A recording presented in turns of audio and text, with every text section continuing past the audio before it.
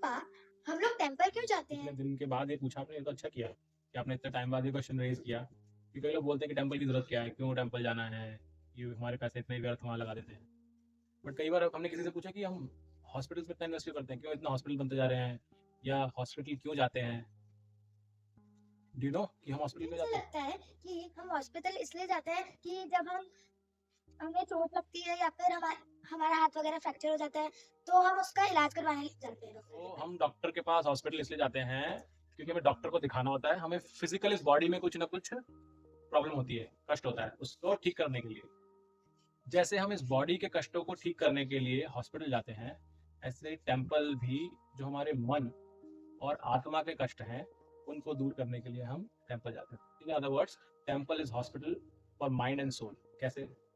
हमारे शास्त्र बताते हैं कि आत्मा के ऊपर या हमारे मन के ऊपर किस तरह के संस्कार होते हैं जो कि हमारे अनर्थों के रूप में। क्या क्या अनर्थ है? काम, क्रोध, लोभ, मोह, मद, मत्सर, छह अनर्थ बताए गए, षड कष्ट, षड रिपु बताए गए। तो ये हमें कष्ट देते रहते हैं अलग अलग तरीके से, और ये हमें बाहर शरीर से नहीं दिखते, अंतःकरण में है हमारे। तो इन कष्टों के निराकरण के लिए हमारा माइंड फोकस नहीं कर पाते, इसके लिए हम टेम्पल जाते हैं। बट डू यू नो कि हॉस्पिटल जाके इलाज हमें कैसे मिलता डॉक्टर है? को हमारी परेशानी बोलनी पड़ती है कि हमें क्या हो रहा है, और फिर डॉक्टर हमें दवाई देता है। तो जैसे हम हॉस्पिटल में डॉक्टर के पास जाते हैं, उसको अपनी प्रॉब्लम बतानी पड़ती है, यानी कि अपना जो आपका सीक्रेट है, जो आपको पेन हो रहा है, दर्द हो रहा है, बॉडी के अंदर कहीं दर्द हो रहा है, वो बताना पड़ता है, डिस्क्लोज करना पड़ता है।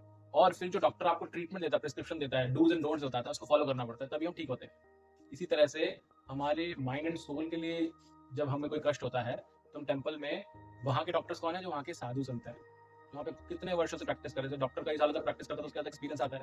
इसलिए जो साधु संत होते हैं, जब वो वहाँ पर रेगुलरली अपना स्वाध्याय करते हैं, अपनी साधना करते हैं, उससे उनको एक्सपीरियंस गेन होता है, इतने लोगों की और कष्ट का निवारण करते हैं तो उनका एक्सपीरियंस गेन होता है।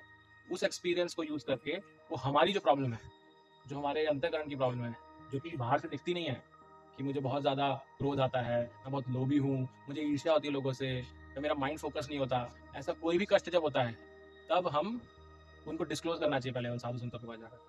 और फिर वो हमें जो ट्रीटमेंट लिख के देंगे ना, डूज एंड डोंट्स का, उसको फॉलो करना है। और जब उसको फॉलो करेंगे तो हमें उसका इलाज भी मिलेगा। तो बेसिकली टेम्पल जाना इसलिए आवश्यक है क्योंकि इस माइंड एंड सोल के ट्रीटमेंट के लिए और कोई जगह नहीं है। तो इसलिए आपको टेम्पल जाना है, और वहाँ पर सिर्फ जाकर के घूम करके नहीं आना है, वहाँ पर श्रवण करना है, साधु संतों को सुनना है, जो वहाँ पर भगवत गीता भागवतम की क्लासेस होती है उसको सुनना है। आपको उनके पास जाकर के जिज्ञासा करनी है, अपनी प्रॉब्लम्स बतानी है, और फिर वो जो आपको रिकमेंडेशन देंगे, सोल्यूशन देंगे, उसको फॉलो करना है। तभी टेम्पल जाने का असली लाभ है। ठीक है? क्यों पापा?